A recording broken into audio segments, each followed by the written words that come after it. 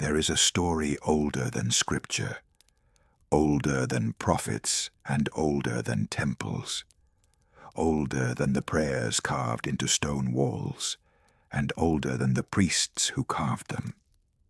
It is a story so ancient that by the time the first books of the Bible were being written down, this story had already been told for 2,000 years. It had already been copied, translated, revised, adapted, and retold across dozens of civilizations. Children had grown up hearing it. Empires had been built around its imagery. Kings had named themselves after its gods. And yet most people today have never heard it.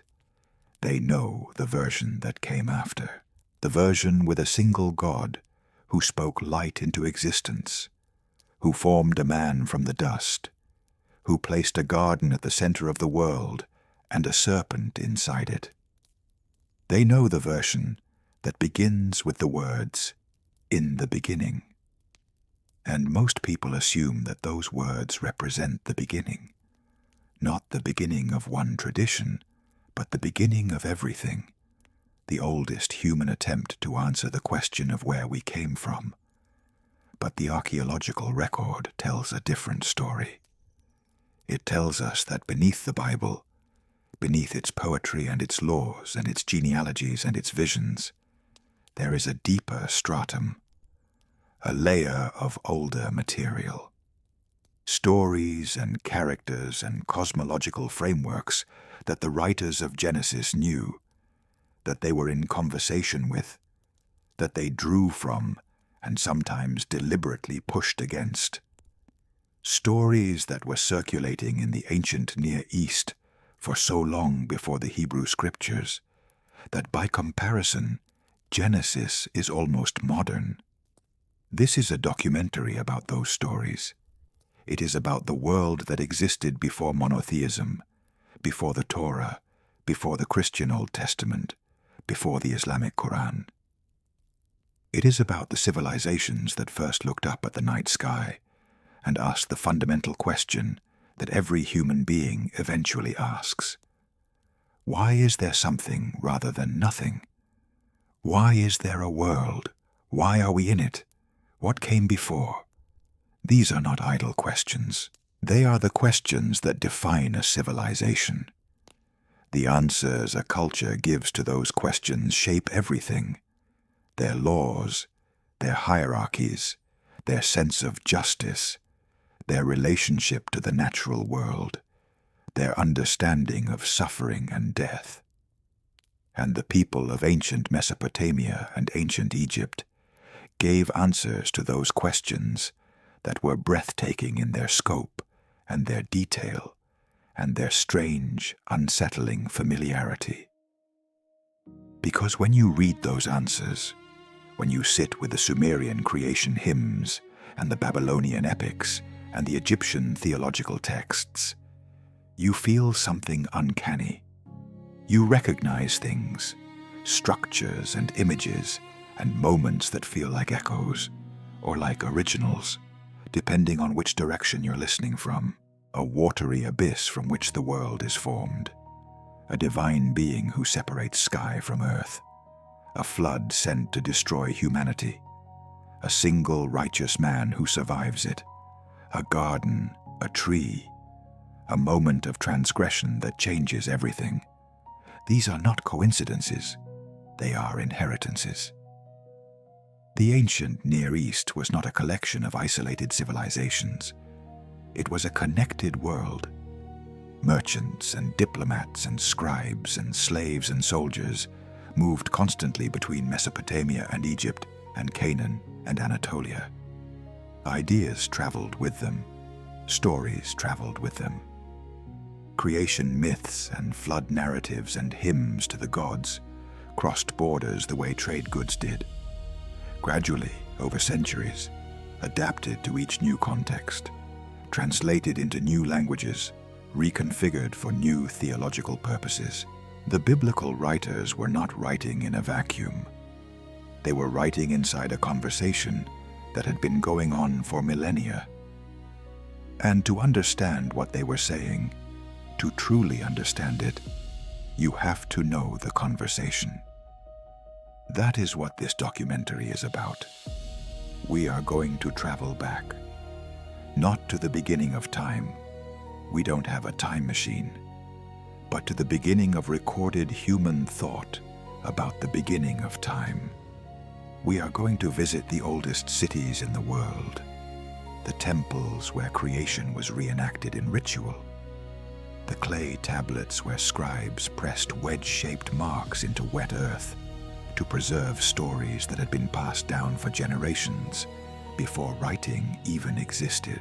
We are going to meet Tiamat, the chaos dragon, and Marduk, the god who killed her and built the world from her body. We are going to meet Enlil and Enki, the Sumerian gods who shaped human beings out of clay and breathed life into them, and then regretted it. We are going to stand inside the creation theology of ancient Egypt, where the universe began not with a word or a breath, but with a thought, a god thinking himself into existence in the middle of a limitless, lightless, undifferentiated ocean. We are going to ask what these stories meant to the people who told them, what truths they were trying to encode in their mythological language. And then we are going to ask a harder question. What happened when those traditions encountered each other, when the storytellers of the ancient Levant sat with these older materials and began to rework them into something that looked and felt different, even as it carried the deep structure of everything that came before. This is not a story about debunking the Bible. That is not the goal here. The goal is far more interesting than that. The goal is to understand where creation stories come from, what human need drives them, why every civilization, independently or in conversation with others, has felt compelled to explain not just the practical mechanics of the world, but its origin, its why, its first moment. And what we learn when we follow those stories backward, past the texts we know, into the deeper, stranger, older world where they were first born. The past is not behind us, it is underneath us. Every story we tell is standing on top of an older story. Every creation myth is a palimpsest, a text written over an earlier text, the older words still faintly visible beneath the new ones if you know how to look. Let us learn how to look. To understand the stories that came before the Bible, you first have to understand the world that produced them. Imagine a planet with no writing, not just no books, no alphabet, no script, no way of preserving language in any physical form. This was the state of the entire human world for the overwhelming majority of our species' existence. Homo sapiens have been anatomically modern for perhaps 300,000 years. Writing, the first true writing, in ancient Sumer, appeared roughly 5,000 years ago, which means that for approximately 295,000 years, human beings were telling stories, developing religions, answering cosmological questions, building elaborate mental models of the universe, and none of it was written down. It lived in memory, in performance, in ritual, in song. This is a staggering fact to sit with. The stories that explained the world, the accounts of how things began, the names and natures of the gods, all of it existed in oral form, passed from generation to generation through the spoken word, through ceremonies and dances, and the recitation of myths around fires, and in the great public squares of early settlements. This is not a primitive way of preserving knowledge. It is a sophisticated one. Oral cultures develop extraordinary mnemonic technologies, rhythmic structures, repeated formulas, narrative patterns that allow vast amounts of information to be preserved and transmitted with remarkable accuracy over very long periods. The Vedic hymns of India were preserved orally for centuries before they were written down, and scholars believe they were transmitted with essentially no corruption. Homer's Iliad and Odyssey originated in an oral tradition of Greek bards before they were ever committed to writing. But oral transmission is also vulnerable in ways that written transmission is not. A single catastrophic break in a lineage, a plague, a war, a famine that kills an entire community, and everything that community knew is gone. The stories don't survive. The names of the gods fade. The explanation of why the world is the way it is disappears with the people who knew it. This is why the invention of writing changed everything. Not because it created new kinds of thinking. Oral cultures are fully capable of sophisticated, abstract, and metaphysical thought, but because it created permanence. A clay tablet inscribed with cuneiform script can survive for thousands of years. A spoken story can only survive as long as someone is there to speak it. The first writing systems appeared in Mesopotamia, the region that is now roughly Iraq and parts of Syria and Turkey, around 3200 BCE. They appeared in Egypt at roughly the same time, possibly through contact with Mesopotamia, possibly through independent invention. The earliest texts were mostly administrative records, lists of goods, inventories, accounts of trade. The first thing humanity chose to write down was not poetry or prayer, but bookkeeping. But the myths came quickly. Within a few centuries of writing's invention, the scribes of ancient Sumer were pressing creation stories and hymns to the gods into their clay tablets. They were writing down stories that had clearly been in circulation for a long time before anyone thought to record them. Stories with the deep grooves of long repetition, the polished cadences of something told and retold over generations. And those stories describe a cosmological vision that is at once alien to modern eyes and hauntingly familiar. The world, in the Sumerian understanding, began with water. Not water in the ordinary sense, not rain or rivers or the ocean as we know it, but a primordial water, a watery deep that was not part of the world, but was, in some fundamental sense, the world before the world. Before differentiation, before light and darkness, before sky and earth, there was only this, an undifferentiated, dark, formless expanse of water. The Sumerians called it the Abzu, sometimes transliterated as Apsu. This is not simply a lake or a sea. The Abzu is the foundation of everything. It is the primal substance from which reality itself would be fashioned. It is simultaneously a place, the underground freshwater ocean beneath the earth, and a principle, the principle of undifferentiated potentiality. The state of everything before anything became something specific. Sound familiar? The opening verses of Genesis describe the earth as tohu vabohu, formless and void, and the Spirit of God moves over the face of the waters.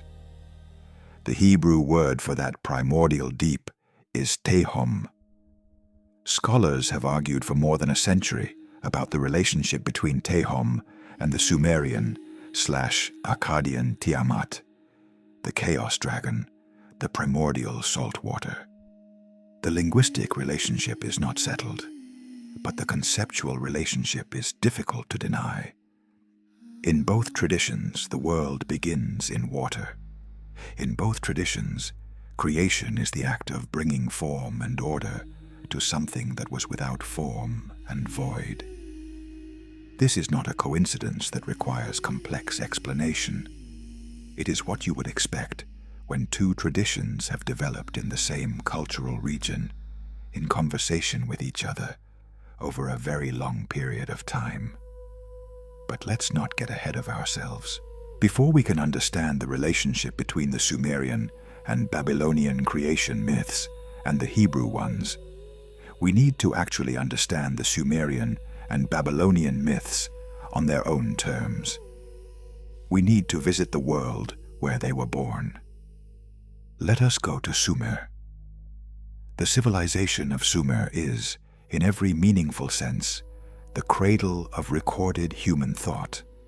Not the cradle of human thought itself, that goes back much further, into the deep past of oral tradition, but the cradle of thought that we can still access directly, the place where human beings first began systematically recording their stories, their laws, their theological reflections, their cosmological visions, and their understanding of where they came from. Sumer occupied the southern part of what is now Iraq, in the flat alluvial plain between the Tigris and Euphrates rivers. This region, Mesopotamia, the Greek word meaning land between the rivers, was extraordinarily fertile. The rivers flooded seasonally, depositing rich silt across vast areas of lowland. With sufficient irrigation, this land could produce enormous agricultural surpluses, and agricultural surpluses are the precondition for civilization. When a community produces more food than it needs to survive, it can support specialists, people who are not farmers, who dedicate their lives to other things, to pottery, to metalworking, to administration, to ritual, to the recording of knowledge. The cities of ancient Sumer, Eridu, Uruk, Ur, Nippur, Lagash, Umma, were the first cities in the world. Not settlements, not villages, not large camps, but genuine cities, with populations in the tens of thousands, monumental architecture, sophisticated legal codes, complex bureaucracies, and schools where scribes were trained in the art of writing. The most important of these, for our purposes, was Nippur. Nippur was the religious center of Sumer, the city where the great god Enlil had his primary temple, the Ekur, the house of the mountain. But more importantly for us, Nippur housed one of the great ancient libraries of the world. Hundreds of thousands of clay tablets were excavated from Nippur in the late 19th and early 20th centuries, representing an enormous archive of Sumerian literature, including many of the creation texts that form the foundation of the story we're telling tonight. The Sumerian theological system was polytheistic. They believed in many gods, a pantheon of divine beings who were responsible for different aspects of the cosmos and of human life. But the Sumerian pantheon was not a random collection of supernatural beings. It had a structure, a hierarchy, a history. The gods had relationships with each other. They had conflicts and alliances and loves and betrayals. They had a cosmological narrative, a story of how things came to be the way they are. At the very top of the Sumerian divine hierarchy were what scholars call the three great cosmic deities: An, the god of the sky; Enlil, the god of wind and air; and Enki, the god of fresh water, wisdom, and the deep earth.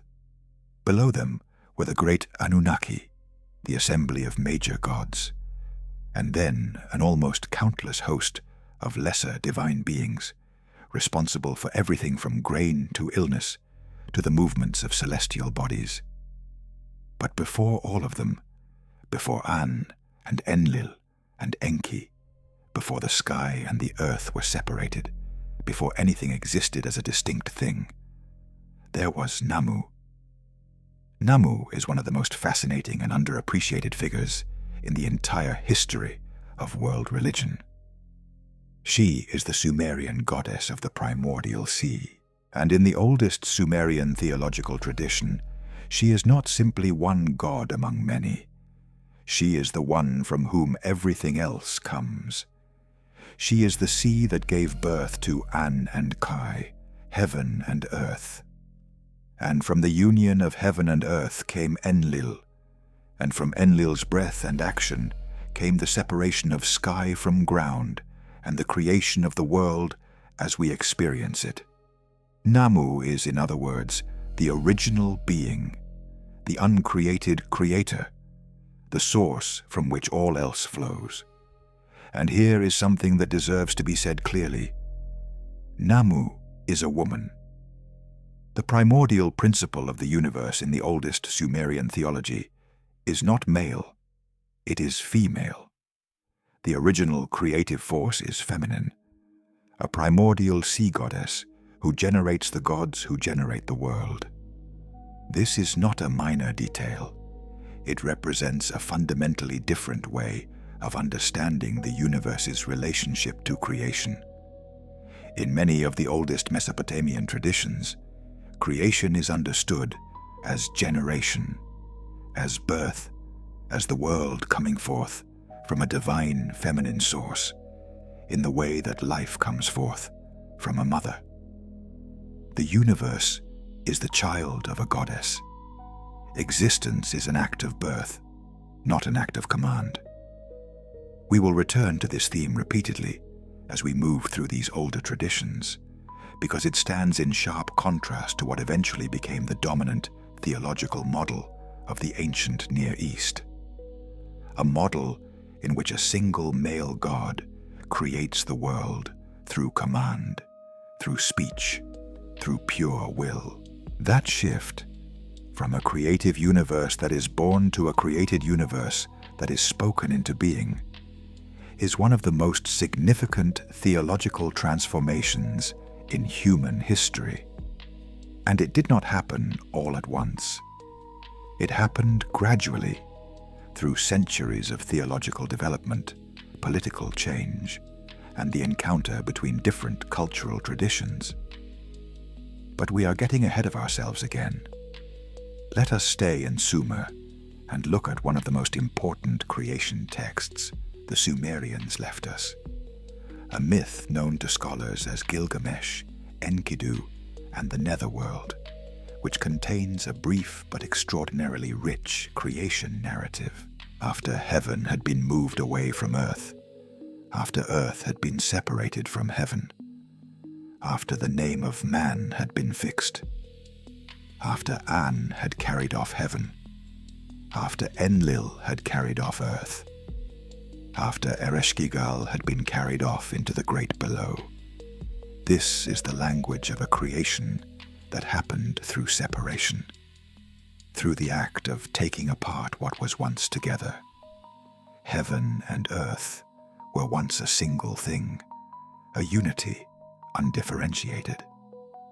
The creation of the world is not an act of making something from nothing. It is an act of distinguishing, of separating, of establishing the differences that make a world possible. Sky is sky because it is no longer earth. Earth is earth because it is no longer sky.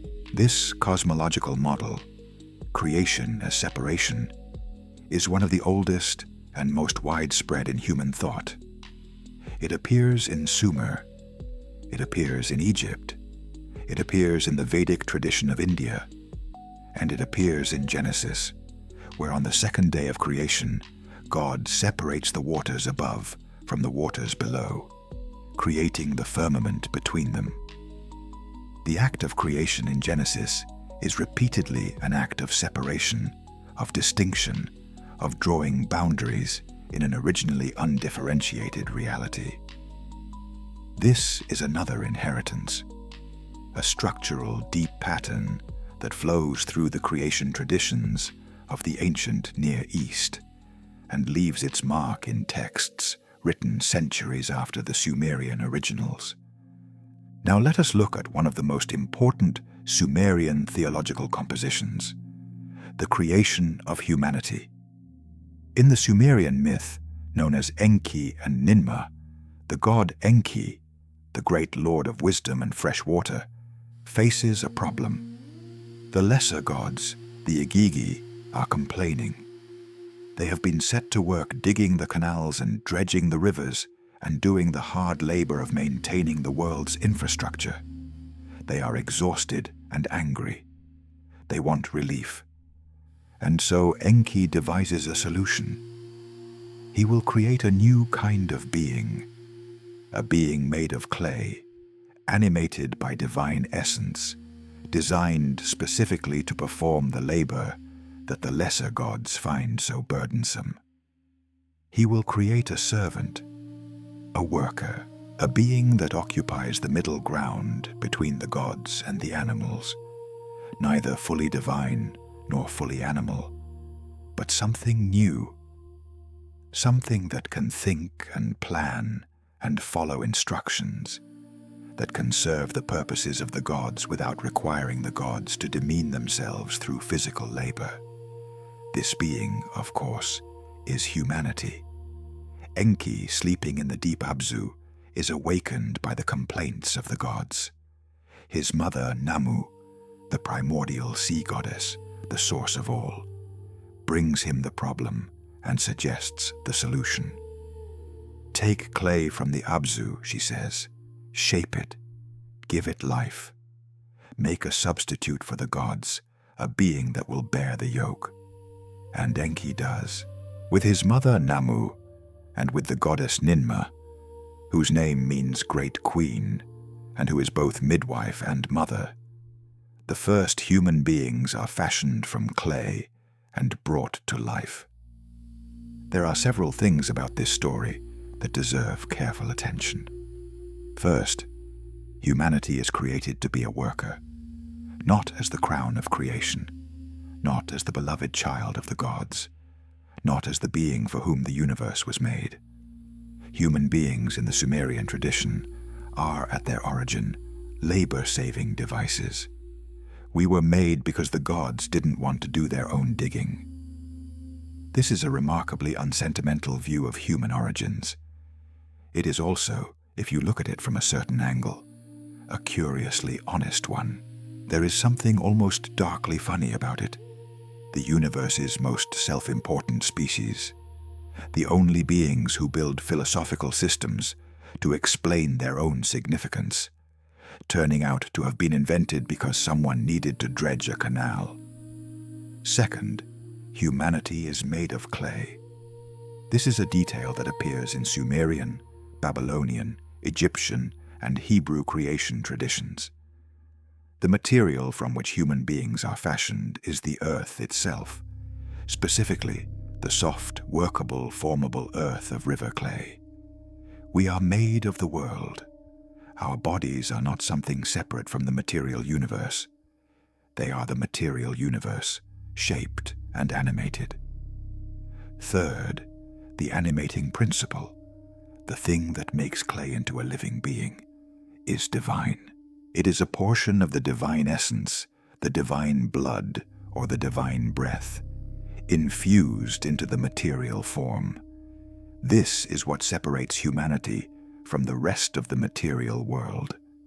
Not our clay bodies, which are made of the same stuff as everything else, but the divine spark inside the clay. Sound familiar? Genesis describes the creation of Adam as God forming man from the dust of the ground and breathing into his nostrils the breath of life. The model is identical.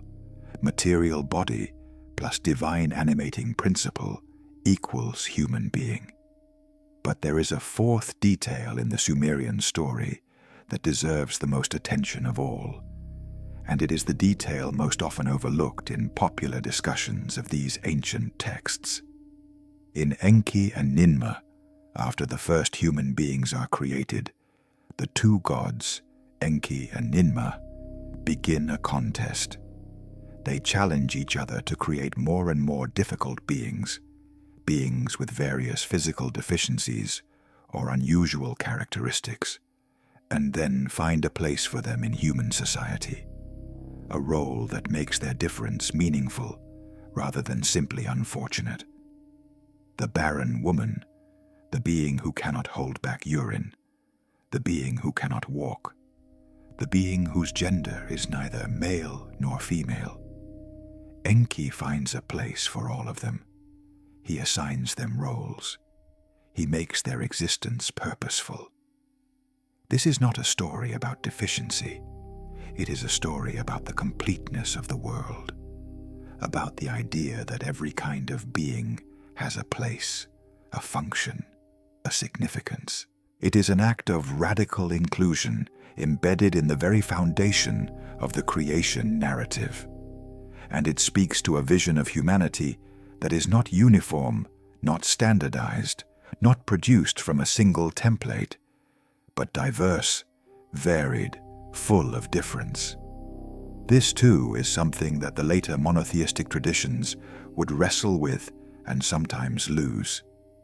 The move toward a single God, a single creation, a single humanity made in a single divine image. This move gained things, but it also gave up something that these older, messier, more pluralistic traditions had preserved. And on that note, with Sumer established as the foundation, with the clay tablets of Nippur having given us the first written creation stories, with humanity freshly formed from the Abzu's clay, we turn to the most dramatic, the most architecturally magnificent, and the most theologically consequential of all the ancient Near Eastern creation narratives. We turn to the Enuma Elish. If you find yourself drawn into these ancient worlds, if the idea that the stories you know have even older stories beneath them feels like a door opening, then subscribe to this channel. We travel into the deepest layers of human history, the places where the written word begins, and where the stories that shaped civilization were first given form. Subscribe and come with us.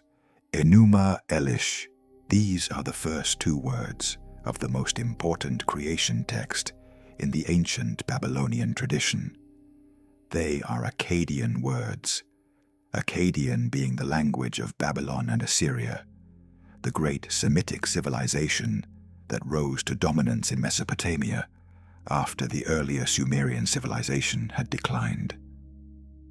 The words mean when on high, when in the heights above, when the heavens above had not yet been named. The full opening of the text goes like this. When on high the heaven had not been named, firm ground below had not been called by name, naught but primordial Apsu, their begetter, and Mumutiamat, she who bore them all, their waters commingling as a single body. No reed hut had been matted, no marshland had appeared, when no gods whatever had been brought into being, uncalled by name, their destinies undetermined. Then it was that the gods were formed within them. Read that slowly. Sit with it, before naming, before the act of giving things their proper designation, before the sky had been called sky, and the earth had been called earth, before destiny, before time, which is the medium in which destiny unfolds. Before all of this, there were only the waters, not water, the waters. The plural is important, because in the Babylonian cosmological vision, the primordial state was not a single undifferentiated water, but two waters, Apsu and Tiamat. Apsu is the freshwater ocean, the underground sweet water, the source of springs and rivers and rain. He is, in this tradition, explicitly masculine, the father of the gods. Tiamat is the salt water, the primal sea, the chaos ocean, the waters of the deep. She is explicitly feminine, the mother of the gods. And in the beginning before creation, Apsu and Tiamat are mingled together. Their waters are commingled, male and female, fresh and salt, above and below, all of it one undifferentiated whole.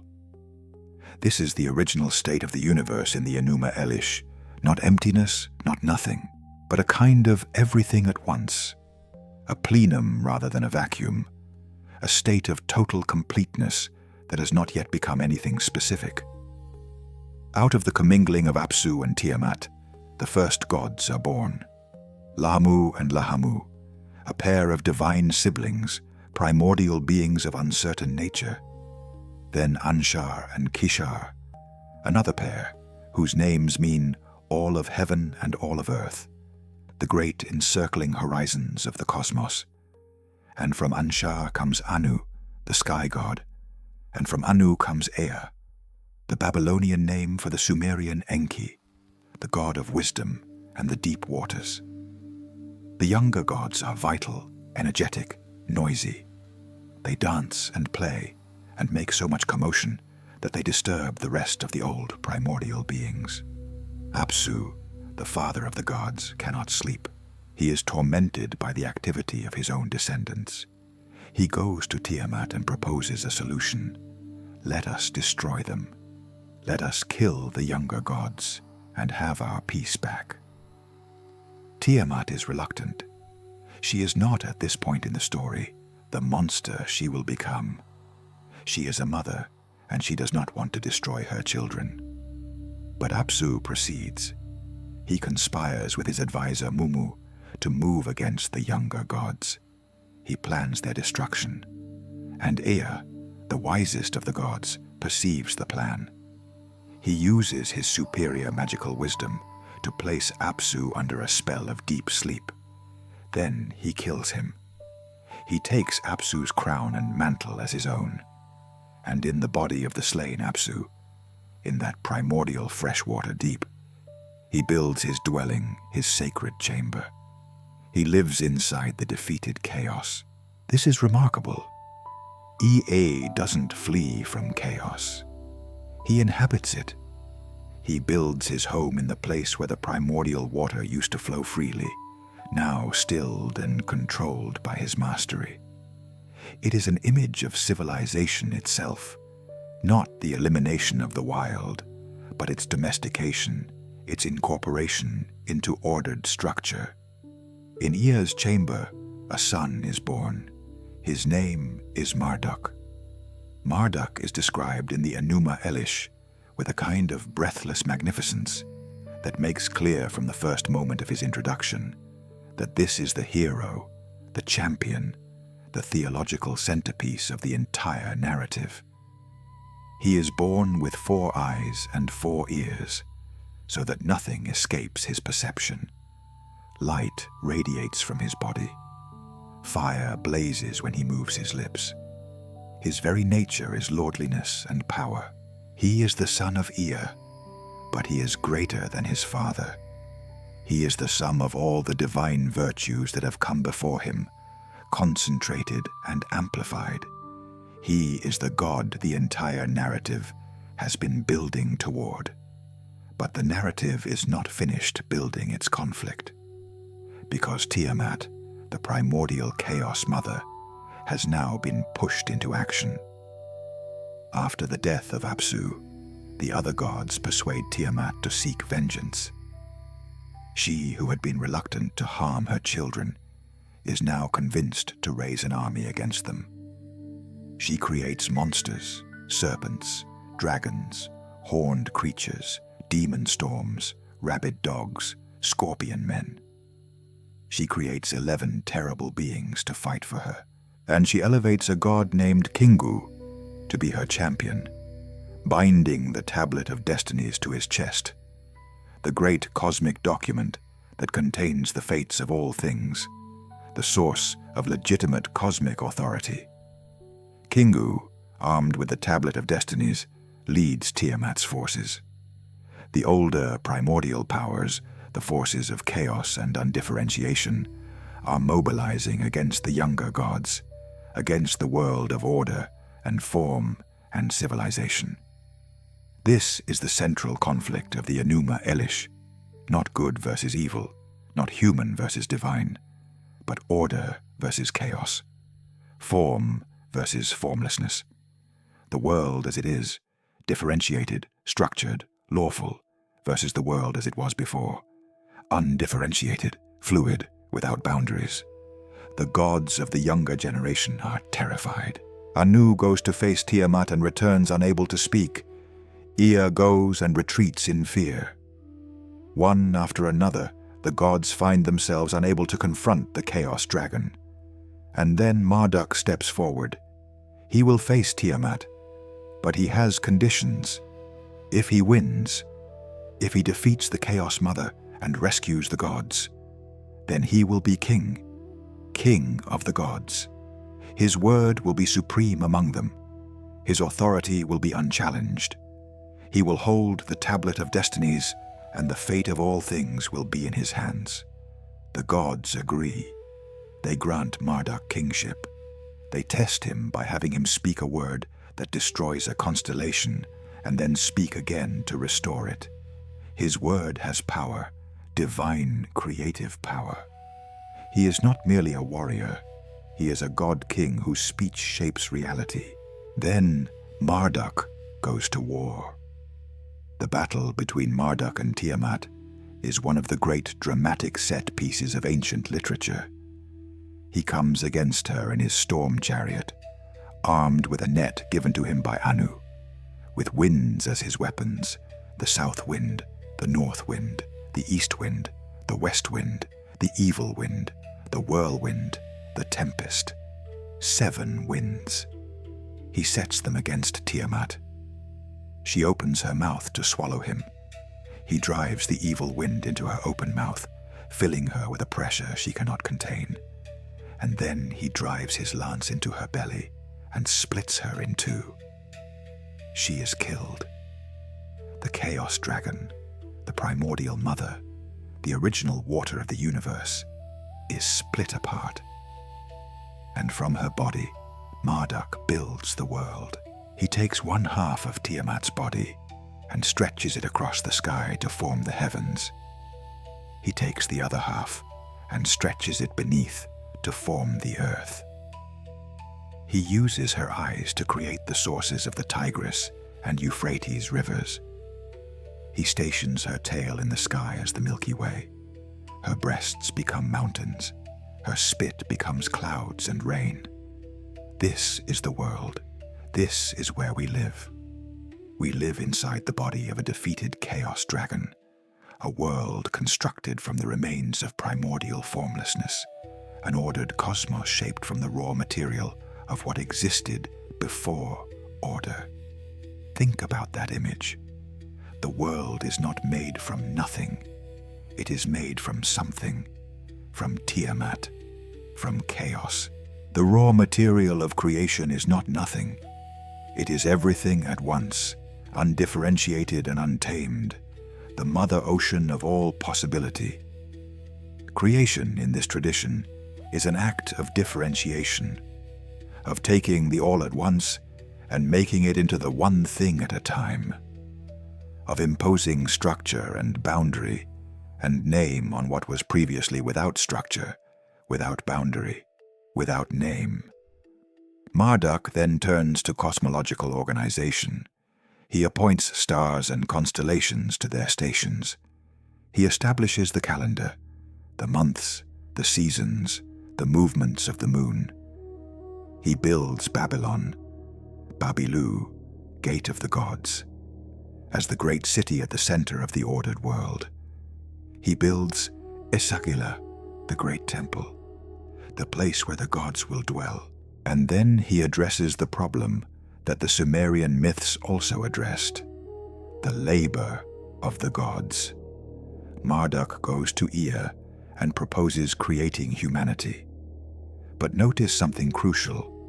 The Babylonian tradition adds a detail the Sumerian version did not have, or at least did not emphasize in the same way. Kingu, Tiamat's champion, the god who wore the Tablet of Destinies, is brought before the assembly. He is accused of having incited Tiamat to war. He is judged guilty, and he is executed. And from his blood, from the blood of a defeated, guilty god, humanity is created. Ea mixes Kingu's blood with clay. From this mixture, human beings are formed. Their purpose, as in the Sumerian tradition, is to serve the gods, to perform the labor that maintains the cosmos. But their substance, their material nature, comes not just from the earth, but from divine blood, from a divine being who was judged and executed, from a God who was, in some sense, sacrificed. Humanity is built on sacrifice. Our very existence requires the death of a God. This is a theological statement of extraordinary weight, and it places humanity in a very specific relationship to the divine, not created by love, not created for its own sake, but created through violence, out of the remains of a war that we had no part in, to serve a purpose we did not choose. The Enuma Elish ends with the gods assembled in Babylon, eating a great feast in Esagila, reciting the 50 names of Marduk, 50 epithets that describe his power and his nature and the scope of his authority. It is, among other things, a piece of political theology. The story of how Marduk became supreme among the gods is also the story of how Babylon became supreme among cities, how the Babylonian king, Marduk's earthly representative, derived his authority from the cosmic order that Marduk established at the beginning of time. Creation myths are always political. They always reflect the concerns and the power structures of the civilization that produced them. The Enuma Elish is a magnificent example of this. It is simultaneously a cosmological vision, a theological statement, a political manifesto, and a literary masterpiece. It tells you how the world was made, and in the same breath, tells you who should be running it. But the Enuma Elish is also something more subtle and more interesting than pure political propaganda. It is a meditation on the nature of order itself, on what order is, where it comes from, what it costs, and what it demands. The central act of the text, Marduk's killing of Tiamat, is not simply a heroic deed. It is an act of cosmological violence. The world is created through killing. Order is established by destroying the mother. The structured cosmos we inhabit was not born in joy. It was built on the bones of something formless and vast and old, something that existed before the gods themselves. Scholars have spent decades debating the meaning of this image. Some see in Tiamat a figure for the untamed natural world, the marshes and floods and salt seas that were the perpetual challenge of Mesopotamian civilization, always threatening to overwhelm the carefully maintained irrigation systems and dikes and canals on which human life depended. In that reading, Marduk's victory over Tiamat is the victory of civilization over nature, of managed agriculture over wild water.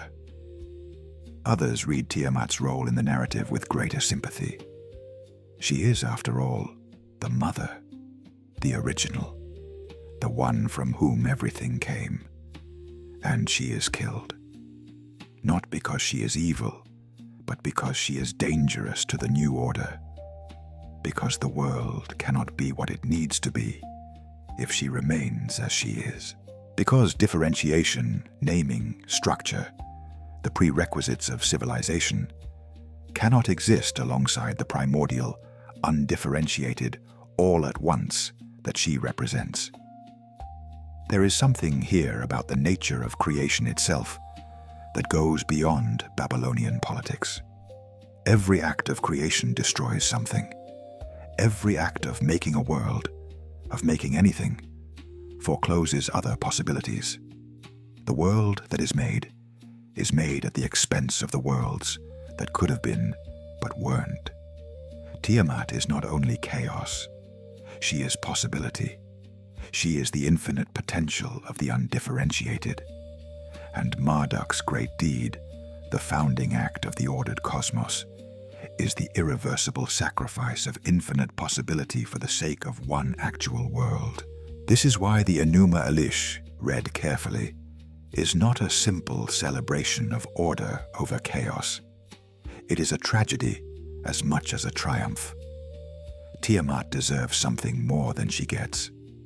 The primordial mother, the source of all, the one who was reluctant to harm her children.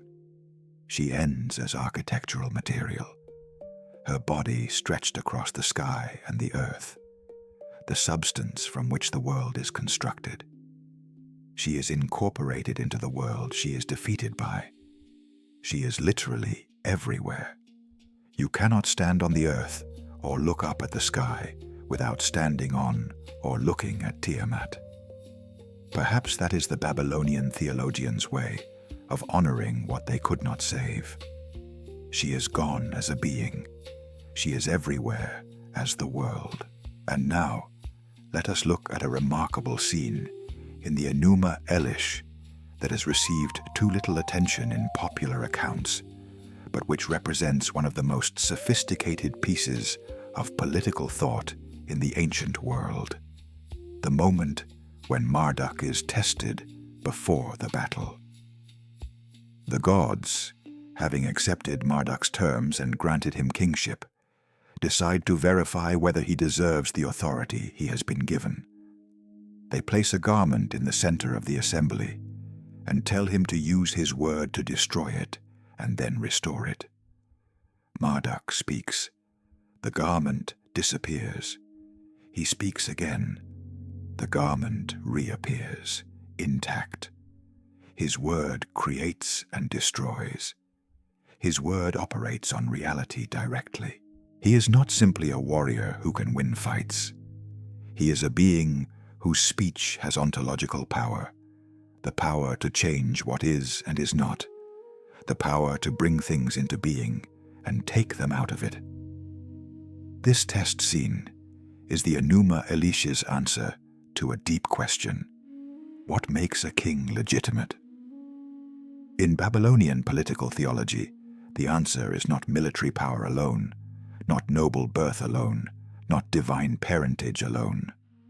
What makes a king legitimate is the alignment of his word with reality, the capacity for his speech to be a true speech, a speech that makes things so. The king's word must be effective. It must correspond to the structure of things. It must, in the deepest sense, be right. This is a profoundly important political idea, and it connects directly to the creation narrative. If the world was created through naming, through the act of speaking things into their proper identity, then legitimate rule is the ongoing exercise of that naming power. The king who rules rightly is the king whose words bring reality into its proper order, just as Marduk's words brought the cosmos into its proper order. Bad rule is a kind of decreation, a return toward chaos, a loss of the naming power that holds the world together. You can hear the echo of this in the prophetic literature of the Hebrew Bible, where the kings of Israel and Judah are judged not primarily by their military victories or their economic achievements, but by whether their word is aligned with the word of God, whether their rule enacts justice or perverts it. The political theology of ancient Israel is working with the same fundamental framework as the political theology of Babylon, even as it transforms that framework almost beyond recognition. The king who speaks rightly sustains creation. The king who speaks falsely, who lies, who perverts justice, who names things other than what they are, is not merely a bad administrator. He is a cosmic menace. He is, in the language of the Enuma Elish, pushing the world back toward Tiamat. Before we move from Mesopotamia to Egypt, we need to spend time with another Babylonian text. Because among all the ancient Near Eastern parallels to the biblical narrative, none is more startling or more significant than the story of the flood. Most people know about the biblical flood. Noah, an ark, 40 days and 40 nights of rain, every species preserved in pairs, the rainbow covenant at the end. This is one of the most recognizable stories in Western civilization, and for most of history, it was treated as a unique revelation, a story that existed nowhere else, given specifically to the Hebrew people, describing a unique historical event. Then, in 1872, a British museum employee named George Smith was cataloguing a collection of cuneiform tablets that had been excavated from the library of the Assyrian king Ashurbanipal at Nineveh, and he found something extraordinary. Among the fragments was a tablet that described a great flood, a divine warning given to a single righteous man, the building of a great boat, the loading of animals, the sending out of birds to find land, and the eventual landing on a mountain after the waters receded. It was not the biblical story. It predated the biblical story. The tablets Smith had found were copies of a text that scholars now call the Gilgamesh epic, the story of a Sumerian king's quest for immortality. The flood narrative appears in Tablet 11 of the epic, told by the flood survivor to Gilgamesh, as an explanation for how he achieved eternal life. And the flood survivor's name is Utnapishtim. Utnapishtim's story predates Noah's by at least 1,000 years. Some versions of it predate Noah's by 2,000 years.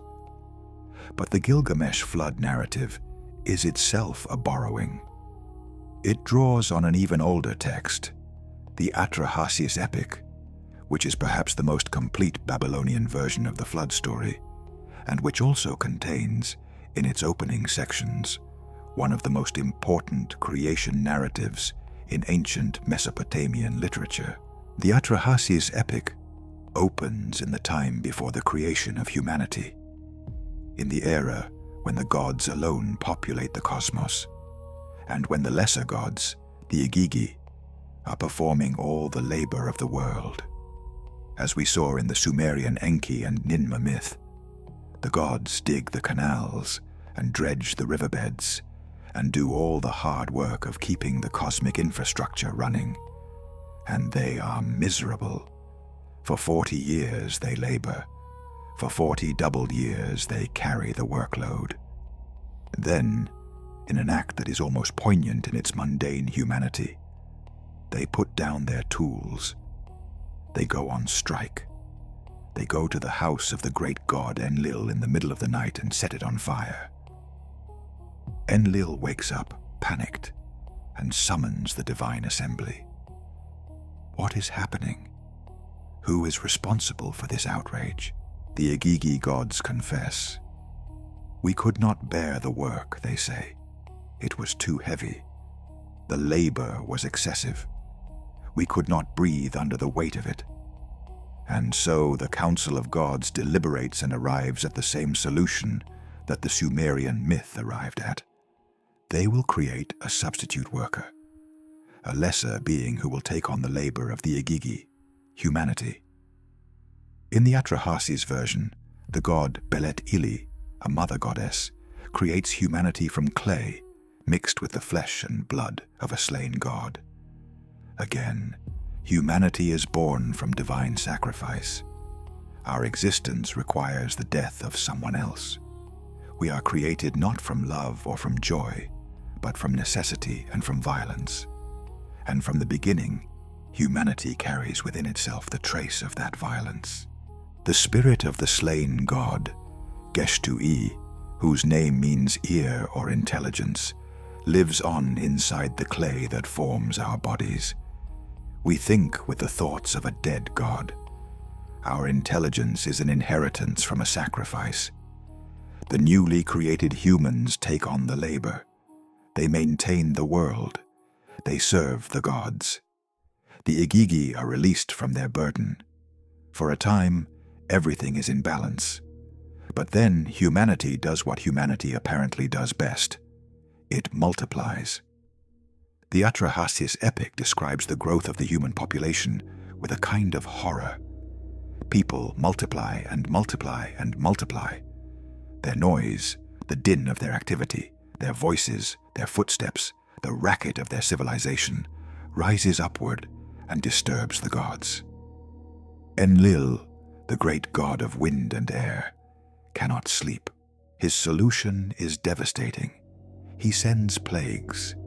Disease sweeps through humanity, killing vast numbers. But Enki, the god of wisdom, who has a particular sympathy for humanity, who sees in these beings he helped create something worth protecting, advises the human sage Atrahasis to appeal to the plague god directly, to focus all worship and all offering on the deity responsible for the affliction. And the plague relents. Humanity rebounds. The noise returns. Enlil cannot sleep. He sends drought. The rivers dry up. The rains stop. Famine spreads across the earth. And again, Enki advises Atrahasis on how to appeal to the relevant god, how to redirect worship to break the affliction. This happens again and again. Enlil's attempts to reduce the human population keep failing because Enki keeps finding ways around the divine sanctions. The two gods are engaged in a contest of wills, with humanity as the stakes. Finally, Enlil resolves to end it permanently. He will send a flood, not a plague that can be appeased, or a drought that can be broken. A flood, total destruction, the end of every human being on the face of the earth. And here, in the Atrahasis epic, is one of the oldest ethical dilemmas in recorded literature. The flood is Enlil's command. He has the authority. He is one of the three great cosmic deities. But the flood is unjust. Humanity's only crime is existing, multiplying, making noise. They have done nothing wrong in any moral sense. They are simply alive, doing what living things do. And for that, for the noise and the fecundity that their very nature impels, they are to be annihilated. Enki disagrees with this judgment. He cannot directly countermand Enlil's command. That would be open defiance of the divine order. But he can find a loophole. He cannot speak to Atrahasis directly, but he can speak to the wall of Atrahasis's house. He can murmur to the reed wall, and Atrahasis can overhear what he says to the wall. This is one of the most charming pieces of ancient narrative craft in existence. The god of wisdom, bound by the rules of the divine assembly, finding a technical workaround that allows him to save a man he cares about without technically breaking the law. He tells the wall, not Atrahasis the wall, to build a boat. He tells the wall the dimensions and the design. He tells the wall to take on board every living thing, 2 of each kind. He tells the wall when the flood will come. Atrahasis hears. Atrahasis builds. The flood comes. 7 days and 7 nights. The world is destroyed. Every human being dies. The gods, it turns out, have not entirely thought through the consequences of what they've done, because humans are the ones who make offerings to the gods. Without humanity, the gods have no food, no drink, no incense, no worship. They huddle in heaven, hungry and miserable, watching the flood and realizing too late what they've lost. When the flood recedes and Atrahasis and his family emerge from the boat and make offerings, the gods gather around the smell of the cooking like flies around meat. They are desperate. They need humanity. They had not understood, until they tried to do without it, how much they depended on what they had tried to destroy. Enlil is furious that a human has survived. But the situation is what it is. Compromises are negotiated. Atrahasis and his wife are granted immortality and removed to the mouth of the rivers, beyond the world of ordinary human beings. And provisions are made to prevent the human population from ever growing so large or so loud that it disturbs the gods again, through natural death, through infant mortality, through the institution of religious celibacy. Now consider all of this against the biblical flood narrative. In Genesis, God decides to destroy humanity because of human wickedness. The earth is filled with violence. Human hearts are corrupt. Evil is pervasive. The moral justification is explicit. Humanity deserves its destruction. In Atrahasis, there is no moral justification. The flood is sent because humanity is too loud, too numerous, too alive. The destruction is not punishment for sin, but an attempt to solve a management problem. Which vision is darker? The Genesis version is morally tidy, but ethically troubling in its own way. A God who destroys virtually all of humanity because it has gone wrong, who decides to start over with one good man and his family, implies something imperfect in the original creation. If God knew humanity would become evil, why make them capable of evil? And if they were always going to become evil, what does their destruction actually solve? The Atrahasis version is morally messier, but in some ways more honest about the arbitrariness of catastrophe. Disasters don't happen because people deserve them. They happen because of forces beyond human control or comprehension, because of divine decisions made in celestial councils that have nothing to do with human virtue or vice. People drown in floods not because they are wicked, but because they were in the wrong place. There is something in the Atrahasis epic that resonates with the experience of living in the ancient Near East, a world of unpredictable floods, of famines, of plagues, of civilizations that rose and fell without apparent moral logic. The Babylonian scribes who preserved and refined this story were not naive. They knew that the world was not run according to simple justice, and their creation story reflects that knowledge. These stories are the foundation of everything that came after. If you want to keep exploring the oldest layers of human thought, the myths that shaped civilizations, the texts that lie beneath the texts you think you know, subscribe to this channel. Hit the like button if this documentary has opened a window you didn't know was there. We have much more to show you. We have been spending our time in Mesopotamia, in the rich alluvial plains between the Tigris and the Euphrates, in the cities of Sumer and Babylon, where the clay tablets were first inscribed and the first written creation stories were first preserved. But Mesopotamia was not the only civilization in the ancient Near East developing elaborate and sophisticated accounts of cosmic origins. Egypt was doing the same thing. And the Egyptian traditions of creation, older in some cases, stranger in almost all cases, and in certain respects philosophically more sophisticated than anything Mesopotamia produced, deserve our full attention. The Egyptian understanding of creation is not a single, unified theology. It is a conversation among several competing theological schools, each centered in a different city, each promoting a different cosmological vision. The three most important are the traditions of Heliopolis, Memphis, and Hermopolis, and each of them begins in the same place, even if they take different paths from there. They all begin with Nun. Nun is the primordial water of Egyptian cosmology. Like the Babylonian Tiamat and Apsu, like the Sumerian Abzu, Nun is the original state of reality before creation. But the Egyptian conception of Nun has some distinctive qualities. Nun is not simply water in a physical sense. Nun is characterized by four specific qualities, and the Egyptians expressed this by grouping Nun with three other primordial entities to form the Ogdoad, the group of 8, 8 deities in 4 paired couples, male and female, who together embody the primordial state of uncreation.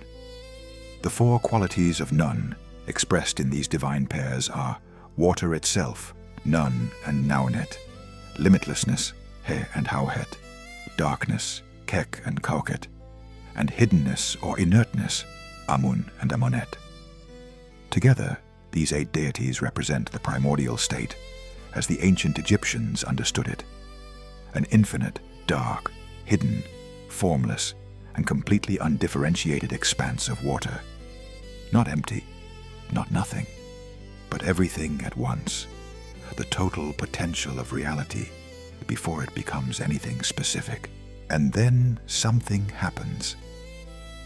In the Heliopolitan tradition, the tradition of the great sun temple at Heliopolis, the oldest and most influential of the Egyptian cosmological schools, creation begins with the spontaneous emergence of the god Atum from the waters of Nun.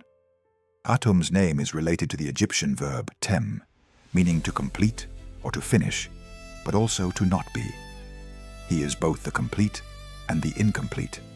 He is simultaneously the sum of all existence and the state before existence. He is self-created. He comes into being through his own will, through his own act of becoming.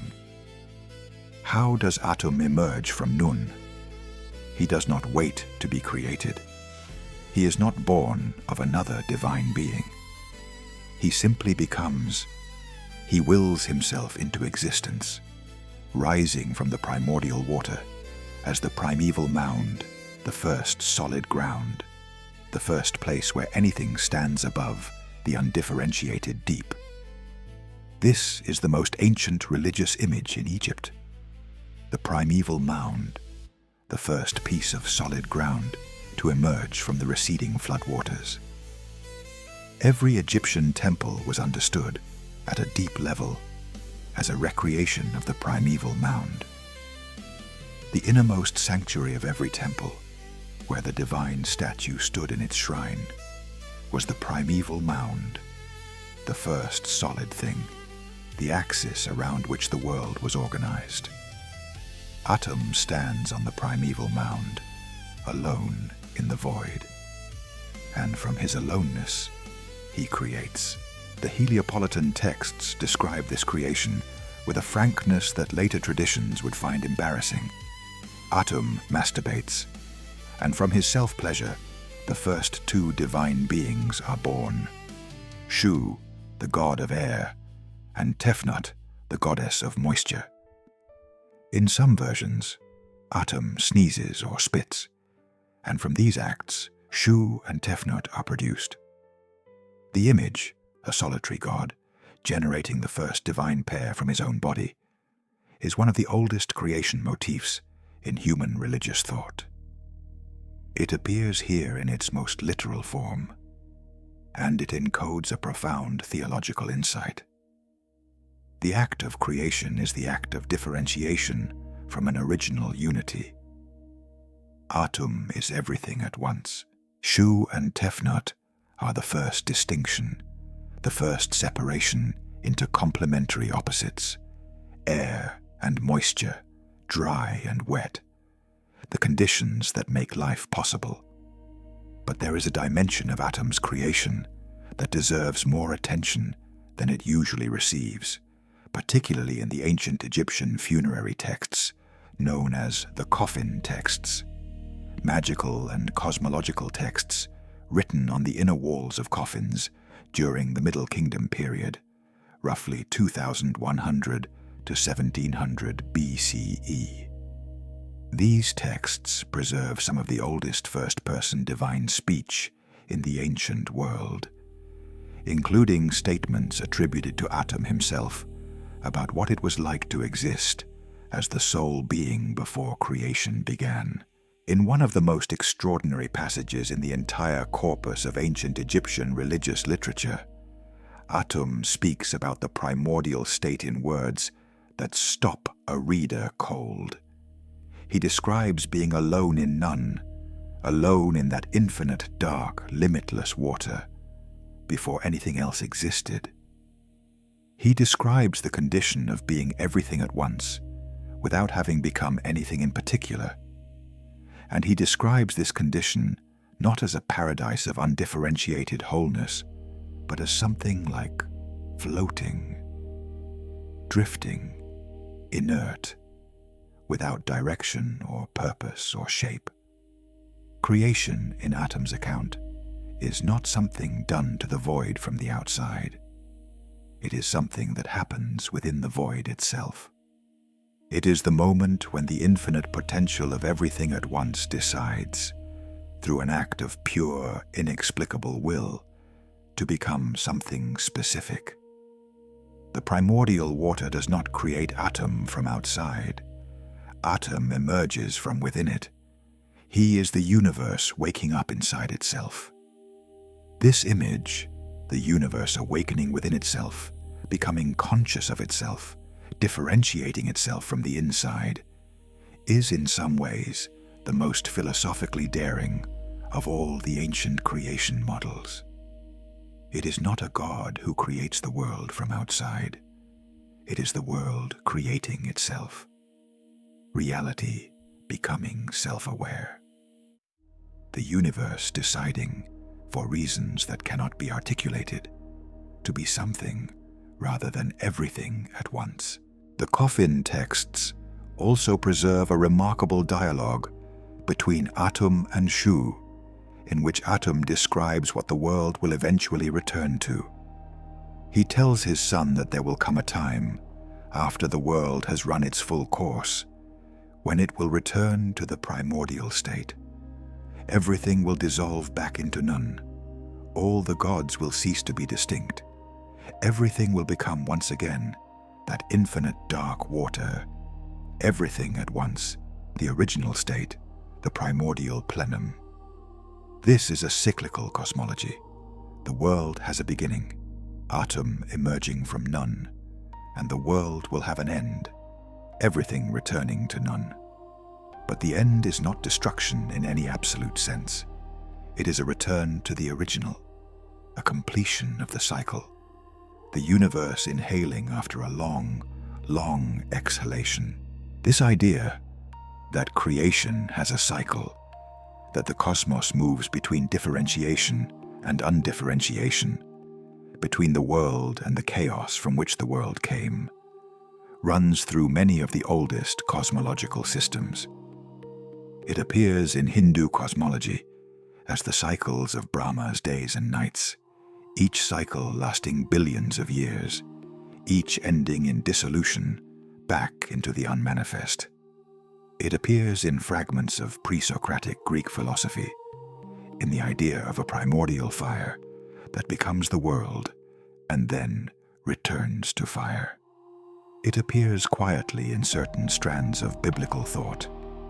In the book of Ecclesiastes, with its vision of cycles and return, in the prophetic imagery of a new creation that undoes and redoes the old.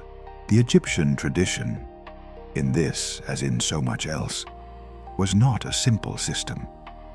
It was a deep ocean of theological speculation, rich, internally varied, evolving over 3,000 years of continuous religious culture.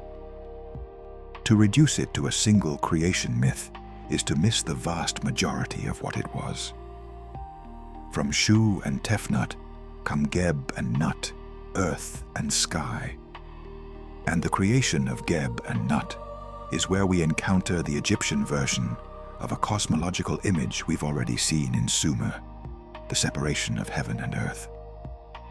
In Egyptian cosmology, Geb, earth, and Nut, sky, were originally together, locked in permanent union, a cosmic embrace.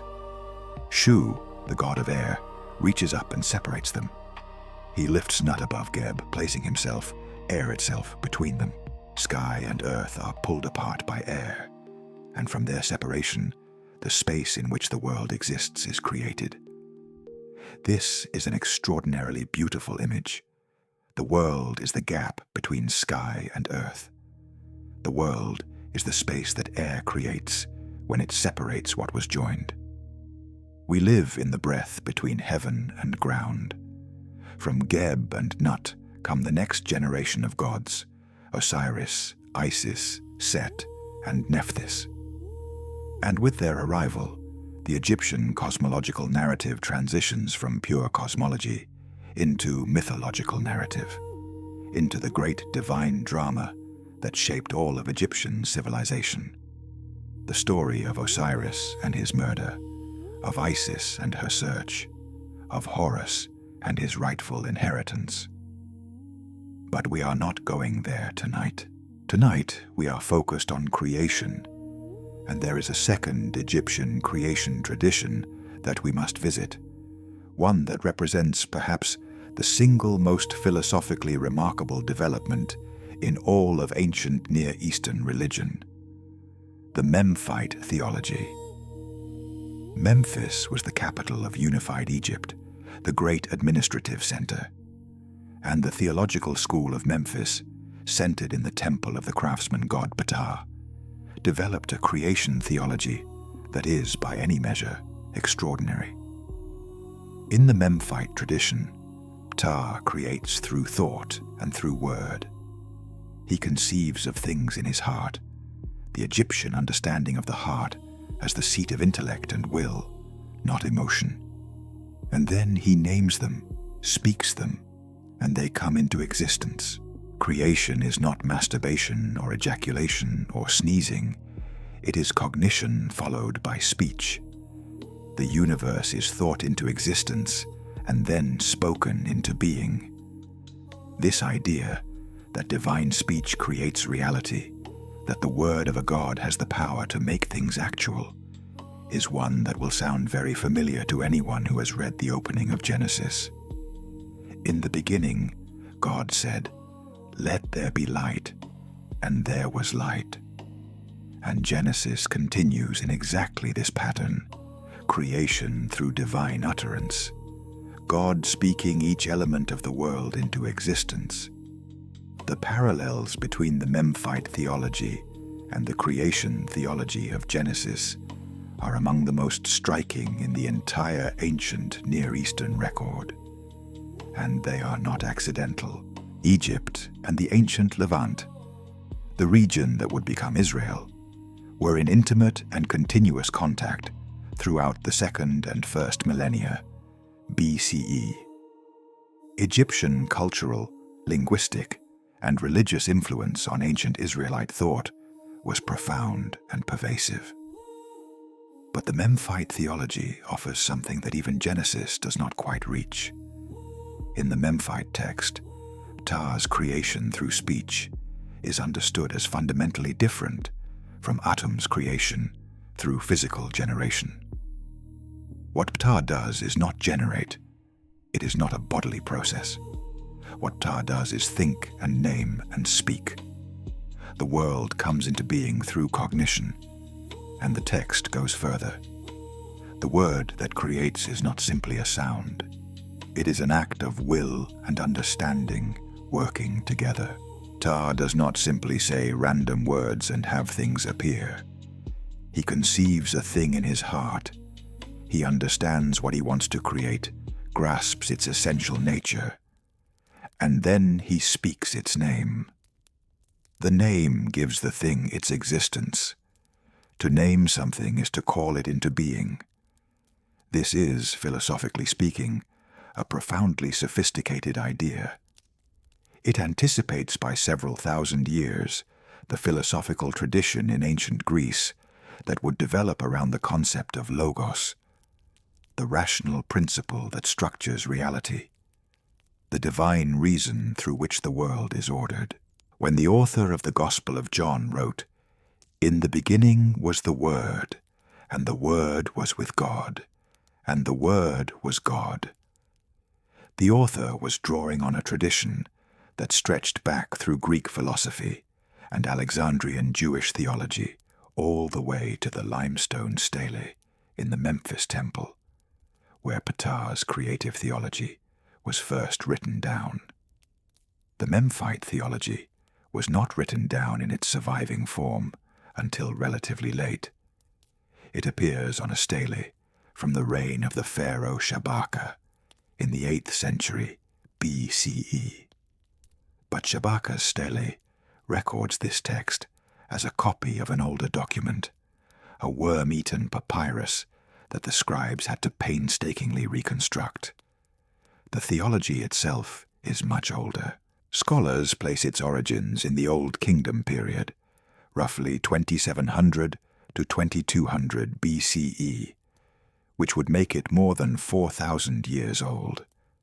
4,000 years old. 40 centuries of theological tradition, and still recognizable in texts we read today. The Hermopolitan tradition, centered in the city of Hermopolis in Middle Egypt, offers yet another variation on the primordial theme. In Hermopolis, the focus is entirely on the Ogdoad, those 8 primordial beings of the chaos waters. They are not background figures here, but the active agents of creation. The 8 primordial entities stir and interact within the waters of Nun, and their activity generates the primeval mound and the emergence of light, often symbolized as the cry of the cosmic goose, or as the lotus flower rising from the water and opening to reveal the sun-child within. The lotus rising from the water to reveal the light. The world emerging from the undifferentiated deep as a flower opens. This is one of the oldest and most beautiful creation images in human history, and it persisted in Egyptian religious art for 3,000 years without interruption. What is remarkable about the Egyptian traditions, taken together, is the degree to which they were held simultaneously and without apparent contradiction. Egyptian theology was not a system of exclusive truth claims the way later monotheistic systems would be. You could believe that Atum self-created on the primeval mound, and that Ptah spoke the world into being, and that the Ogdoad stirred the primordial waters into creation. These were not competing versions of the same story, but different windows onto a single cosmic reality. Each tradition captured a different aspect of the same fundamental mystery, that there was a moment or a condition before the world, and that out of that condition, the world emerged.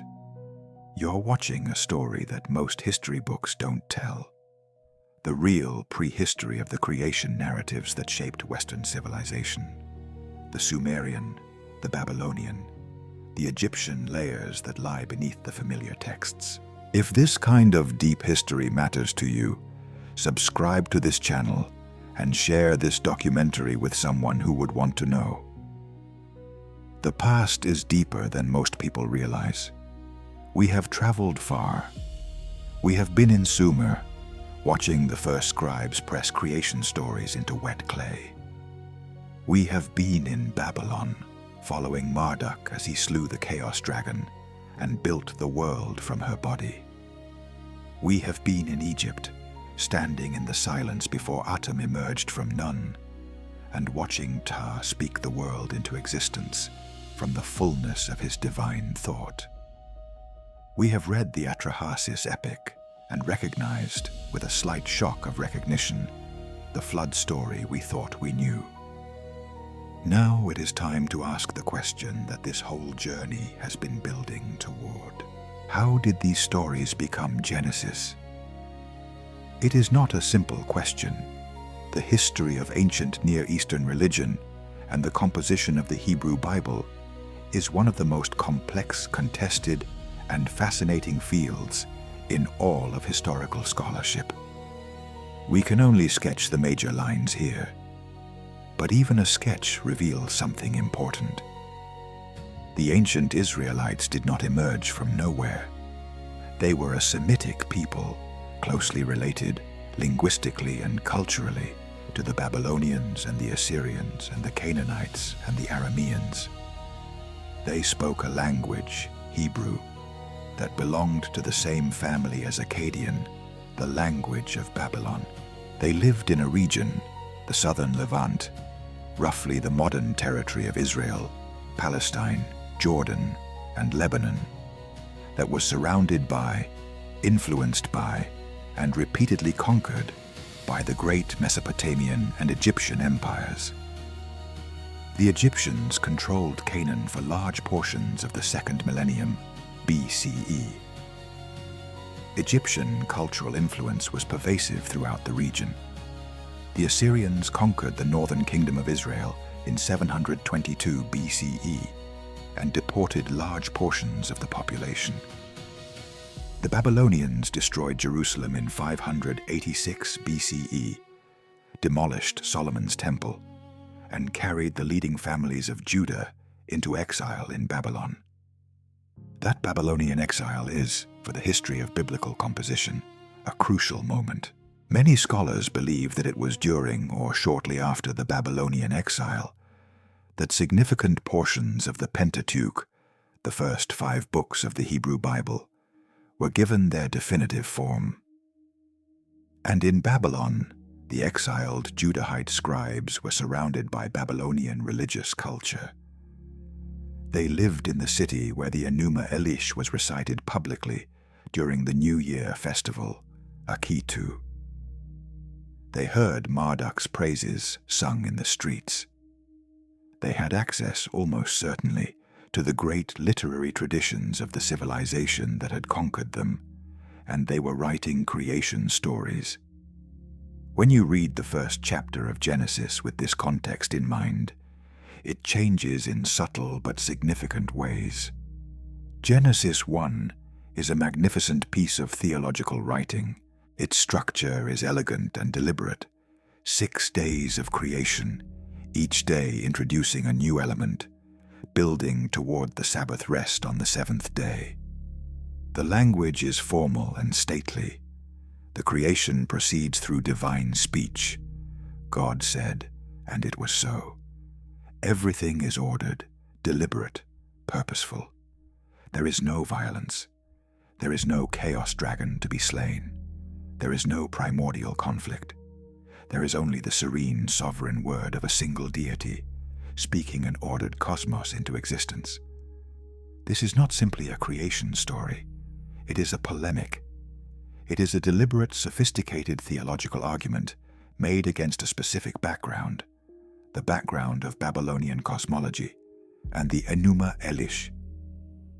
Consider, in the Enuma Elish, the word for the primordial saltwater chaos is Tiamat. In Genesis, the word for the primordial deep is Tehom. The Hebrew word Tehom and the Babylonian Tiamat are almost certainly related. The deep that lies beneath the world in Genesis, that formless void over which the Spirit of God moves, is a linguistic and conceptual echo of the chaos dragon that Marduk killed to build the world. But in Genesis, the Tehom is not a monster. It is not a being to be fought and defeated. It is simply a state, the state before creation. And God doesn't slay it. God moves over it and speaks. This is a profoundly significant theological move. The authors of Genesis 1 are taking the Babylonian cosmological framework, creation from primordial water, creation through separation of heaven and earth, creation proceeding in stages from formlessness to order, and they are stripping out the violence. They are removing the conflict. They are eliminating the chaos dragon entirely. In the Babylonian tradition, the world is born from a battle. Reality is the product of a cosmic war. Order is imposed on chaos through violence and domination. In Genesis 1, there is no war. There is no chaos dragon. There is no divine conflict. There is only God and the void and the word that fills it. Order is not imposed through violence. It is spoken into existence, effortlessly, by a God who encounters no opposition. This is a theological statement about the nature of divine power. The God of Genesis 1 is not powerful because he can win a fight. He is powerful because he doesn't need to fight at all. His power is absolute, not competitive. He does not create against resistance. He creates from sovereign freedom. The contrast with Marduk could not be more pointed, and the contrast was, almost certainly, deliberate. The scribes and theologians who gave Genesis 1 its final form knew the Enuma Elish. They were in dialogue with it. They were making an argument against it. The same pattern appears in the flood narrative. The biblical flood story, the Noah narrative of Genesis 6 to 9, preserves extraordinary structural similarities to both the Atrahasis epic and the Gilgamesh Tablet 11 flood story. The divine warning to a single righteous man, the construction of a boat to specific divine specifications, the loading of animals, the sending of birds. In the Gilgamesh version, a dove, a swallow, and a raven. In Genesis, a raven and then a dove 3 times. The landing on a mountain, the offering made upon landing, the divine smell of the offering. These parallel details are too specific, too numerous to be coincidental. They represent a shared underlying tradition, a story of a great flood that was already ancient when both the Mesopotamian and the Hebrew scribes were writing their versions of it. But the differences are as significant as the similarities. In Atrahasis and in Gilgamesh, the flood is sent because humanity is too numerous, too loud. It is a management decision by the gods, not a moral judgment. In Genesis, the flood is explicitly moral. Humanity has become wicked, the earth is filled with violence, and God is grieved. The destruction is not arbitrary, it is just. And at the end, in Atrahasis and Gilgamesh, the flood survivor is made immortal, removed from the human world, placed at the mouth of the rivers beyond human reach. In Genesis, Noah returns to the human world. He plants a vineyard. He gets drunk. His sons find him naked in his tent. He is entirely, embarrassingly human. He receives not immortality, but a covenant, a relationship, a promise, a sign in the sky. The biblical story takes the old material and rewrites it around the central theological concern of the Hebrew tradition. Relationship between God and humanity. Not the management problem of the gods, not the noise of a multiplying species, but the ongoing, troubled, covenant-bound relationship between a single deity and the people he has chosen. This is the transformation. The content is often borrowed. The images, the structures, the narrative sequences. But the meaning is reframed around a new theological vision. A vision of one God, infinite in power and sovereign in creation, who nevertheless enters into a personal relationship with humanity, who cares about human conduct in moral terms, who makes promises and expects them to be kept. This is not a small theological difference. It is enormous. It represents one of the great discontinuities in the history of human religious thought. But, and this is the crucial point, you cannot understand the discontinuity if you don't know what it is discontinuous with. You cannot understand what Genesis is arguing unless you know what it is arguing against. You cannot see what is new in the biblical creation story unless you know what came before it. The Bible did not emerge from a void any more than the world did. It emerged from a world full of other stories, other gods, other ways of answering the fundamental questions. It is a product of dialogue and argument and inheritance and deliberate rewriting. And that makes it more interesting, not less. We are near the end of our journey. We have traveled from the primordial Abzu of ancient Sumer to the Memphite temple of Ptah, from the battle between Marduk and Tiamat to the morning after Noah's flood. We have read stories written in languages that no one spoke for thousands of years before scholars painstakingly reconstructed them. We have heard the voices of scribes and priests and theologians who have been dead for millennia, asking questions that are still alive today.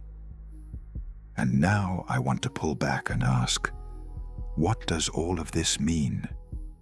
Why did every one of these civilizations feel compelled to tell a story about the beginning? Why was it not enough to simply live in the world? Why did human beings, from the earliest moments of recorded thought, feel the need to explain not just how things work, but where they came from? The question is simpler than it sounds, and the answer is hidden in plain sight. Creation myths are not, at their core, about the past. They are about the present. They are not primarily explanations of what happened at the beginning of time. They are explanations of why things are the way they are now. Why do we work? Because we were created to serve the gods. Why is the world full of violence? Because it was built from the body of a slain chaos dragon. Why do we die? Because the gods impose death on us to keep our numbers down. Why does the Nile flood every year? Because Osiris's body was scattered across the land. Creation myths are the deepest layer of a civilization's self-understanding. They encode, in narrative form, that civilization's most fundamental beliefs about human nature, about the relationship between humanity and the divine, about the proper order of society, about the significance of suffering and the meaning of death. And this is why they matter so much. Not as historical curiosities, not as primitive attempts at science, but as the most concentrated expressions of how human beings have understood themselves and their world. When you read the Enuma Elish and understand that humanity was created from the blood of a guilty, slain god, you understand something about the Babylonian attitude toward human nature. We are tainted from the beginning. There is something in us that comes from violence, from guilt, from the losing side of a cosmic war.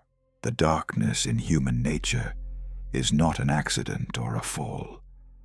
It is built into our foundations. When you read the Sumerian Enki and Ninmah and understand that humanity was created to do the work the gods didn't want to do, you understand something about the Sumerian attitude toward labor, toward the relationship between toil and divine order. We work because we were made to work. The suffering of labor is not a punishment. It is a purpose. When you read Genesis and understand that humanity was made in the image of God, given dominion over the earth, placed in a garden of beauty and abundance, you understand something about the revolutionary theological claim being made there. Against the background of these older traditions, the Genesis story is almost shockingly optimistic about human beings. We are not guilty from birth. We are not made from the blood of a defeated enemy. We are not created as labor-saving devices. We are the image of the divine, set in a good creation, given freedom and responsibility. That optimism comes with its own burdens. The fall, the expulsion from Eden, the long history of human failure that follows in the biblical narrative. All of it is possible only because Genesis begins with such a high estimate of human potential and dignity. The tragedy of the fall is real because the gift that was lost was real. But what strikes me most, after this long journey through the oldest creation stories in the world, is not the differences between them. It is the consistency. Across all of these traditions, Sumerian, Babylonian, Egyptian, Hebrew, certain themes appear with a regularity that is almost uncanny. The primordial water, the separation of sky and earth, the creation of humanity from the earth from clay, from the material of the world itself, animated by divine breath or divine blood. The flood sent by the gods against an overreaching humanity. The single survivor. The new beginning. These recurring themes are not coincidences. They are not merely the result of cultural contact, though cultural contact explains some of them. They are something deeper. They are the shapes that human beings, regardless of culture, tend to impose on the mystery of existence when they try to explain it. Because certain things are universal to the human experience. We all live on the earth, between the sky and the ground. We all know water, the flood that destroys, and the rain that gives life. We all come from a body, from a material substance, and we all contain something that feels like it exceeds that material. A thought, a consciousness, a spirit that seems to belong to a different order of reality than the clay of our bodies. We all die. These are the constants of human existence. And when human beings try to explain where they came from, they reach for these constants. They tell a story of water and earth and sky and divine fire. They tell a story of creation as separation, of order emerging from chaos, of the world being made not from nothing, but from the raw material of everything at once. The specific theological frames differ enormously. The Babylonian cosmos is a corpse. The Egyptian cosmos is a flower. The Hebrew cosmos is a spoken word. But the underlying experience they are all trying to explain, the strange, vertiginous fact of existing in a world that did not have to exist, of being conscious in a universe that did not have to be conscious, of asking why there is something rather than nothing. That experience is the same. It is the most human experience there is. And every civilization in history has had to face it, has had to find some way to hold it, has had to reach into language and symbol and story and construct an answer that could bear the weight of the question. The oldest answers we have, the clay tablets of Nippur, the stelae of the Memphite theology, the tablets from Ashurbanipal's library, are not the answers of primitive, unsophisticated people. Grasping at explanations, they lacked the tools to think through properly. They are the answers of brilliant, imaginative, deeply serious human beings who understood the gravity of the question as well as anyone who has ever lived. The scribes who pressed the Enuma Elish into clay were not trying to answer a scientific question. They were trying to answer a human one. They were trying to understand what it means to be alive in a world that you didn't make, that came before you, that will continue after you. They were trying to find in the story of the world's origin some clue about the meaning of their own. That is what creation myths do. That is what they have always done. And that is why, after all these thousands of years, we are still telling them. There is a remarkable phrase in the Enuma Elish, in those opening lines we read at the beginning of part 3. When on high the heaven had not been named, when firm ground below had not been called by name, before naming, before the world was called anything, before it had a history or a record or a language to describe it, there was still something there. That is the deepest claim of all these traditions. Not that the world was created from nothing. Almost none of the ancient creation narratives make that claim. Almost all of them posit some prior state. A water, a chaos, a primordial something that was not yet the world, but from which the world came. Creation, in the oldest traditions, is not creation ex nihilo, creation from nothing. It is creation from everything at once. It is the ordering of a plenum, the differentiation of an undifferentiated whole, the naming of what was previously nameless. The world was not made from absence. It was made from the original presence, the dark, formless, infinite presence that the Sumerians called the Abzu, the Babylonians called Tiamat and Apsu, the Egyptians called Nun, and the Hebrews called Tehom, the deep, the face of the waters. There was always something there. Even before the beginning, there was always something there. This is perhaps the most honest thing that any of these traditions say.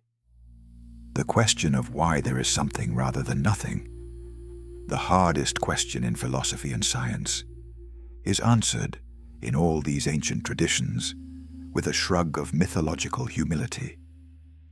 There has always been something. We don't know why. We can tell you what it was like, dark, watery, formless, silent. But we cannot tell you why it existed rather than not. That is the limit of the story. That is where the story stops and the silence begins. And beyond that silence, beyond the primordial water, beyond the first distinction, beyond the first name spoken into the void, there is something that all the stories agree cannot be told. Something that no language reaches. Something that the Enuma Elish gestures at with its insistence on what was not yet named. That the Memphite theology approaches with its strange image of a god thinking himself into existence.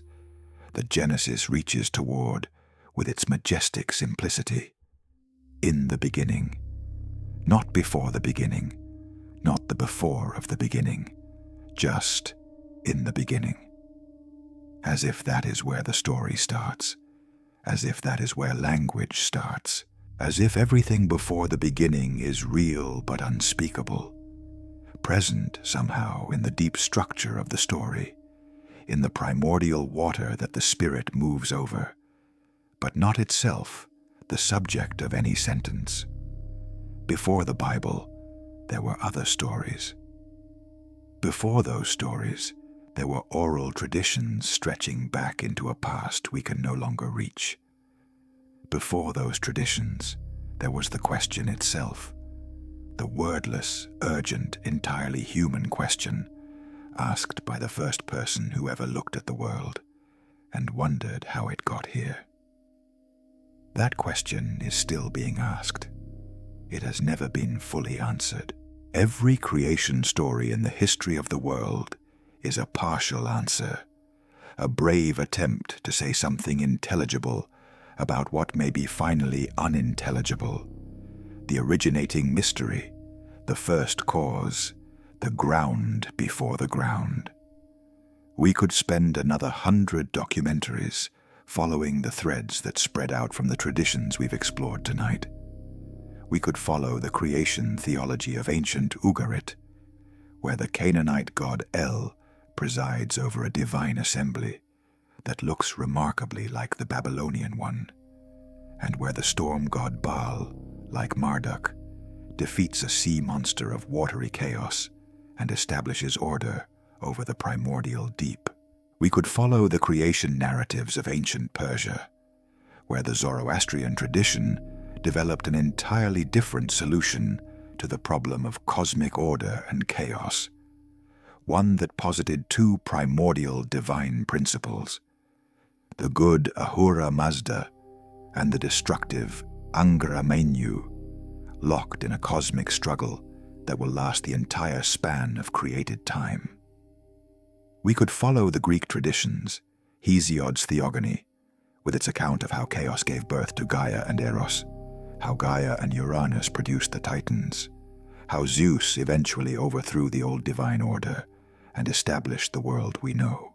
All roads in the ancient world seem to lead back to the same fundamental images: water, darkness, separation, naming, the fashioning of human beings from the earth, the catastrophic flood, the survival, the covenant, the new beginning. These are not merely literary tropes. They are the grammar of creation, the structural elements that recur because they correspond to something real about the human experience of being alive in a world that had to come from somewhere. We have traveled a long way tonight, from the primeval mound of Egyptian cosmology to the clay tablets of ancient Sumer, from the cosmic battle of the Enuma Elish to the quiet authority of the opening verses of Genesis. We have met gods who are forces of nature, water and wind and earth and sky, and gods who are architects and craftsmen and warriors and kings. We have watched the world be born from a body, from a word, from a thought, from the collision of opposites. And throughout all of it, underneath all of it, there has been that same unresolvable mystery. Why is there something? What was there before? What does it mean that we are here, asking these questions, in a world that did not have to exist? The ancient people who first told these stories did not have better answers to those questions than we do, but they had something we often lack: the courage to sit with the mystery, to tell a story about it without pretending the story settles everything, to live inside the question rather than demanding an answer that closes it. Before the Bible, there were stories. Before the stories, there was a question. Before the question, there was the thing that made the question inevitable: a human being looking at the world, feeling the strangeness of existence. That strangeness has not gone away. We are still those people. We are still looking at the world. We are still feeling the strangeness. And somewhere beneath everything we think we know, beneath the books and the traditions and the texts and the history, the primordial water is still there, still dark, still formless, still waiting, still, somehow, everything at once.